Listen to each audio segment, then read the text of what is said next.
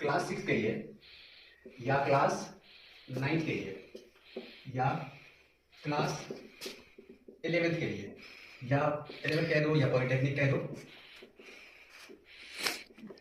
इन सब के लिए इन सब एक बात याद रखना है कॉमन, सबसे इंपॉर्टेंट बात कि कभी भी हम एंट्रेंस क्लासेस किसी भी चीज़ का एग्जाम देते हैं, जैसे कि क्लास एडमिशन के लिए, तो वहाँ पर जो पढ़ाई की जाती है प्रीवियस क्लासेस का, यानी कि अगर 6ठी क्लास की है इसका एंट्रेंस देना है जामिया में या ईगर में, तो हमें जो बुक पढ़नी है वो क्लास 5th की पढ़नी है।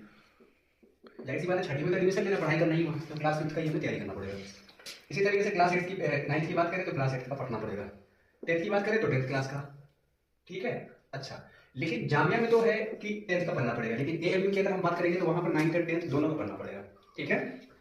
लेकिन पॉलिटेक्निक में जैसे ही आते हैं, चाहे वो अलीगढ़ हो चाहे वो जामिया मिल्लिया इस्लामिया हो, दोनों में 9th एंड 10th दोनों का पढ़ना पड़ेगा, ठीक है।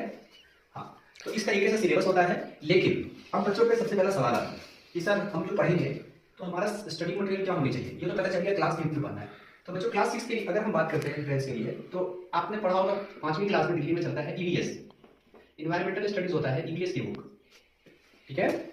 EVS की बुक आती है, इसका टोटल चैप्टर है NCERT में, देखिए कुछ नहीं पढ़ना है, इंपॉर्टेंट है NCERT की बुक पढ़नी है बस।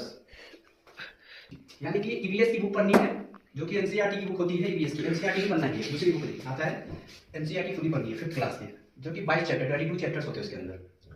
अगला आता है मैथ्स पढ़ना है, ठीक है। मैथ्स भी इसका भाई NCERT फॉलो करना है, NCERT को लाइन बाय लाइन पढ़ जाना है, इनके थोड़े से न्यूमेरिकल आते हैं उसके लिए बताऊं क्या पढ़ना है, तो मैथ्स को एकदम चार जाना है NCERT का। इसी तरीके से फिर इसके कितने चैप्टर मुझे याद नहीं है, आई थिंक मेरे ख्याल से 15-16 चैप्टर है NCERT, पर मुझे याद नहीं है। उसके बाद है इंग्लिश, क्योंकि ये भी तो देखेगा ना लैंग्वेज वगैरह है कि नहीं। इंग्लिश में पढ़ना है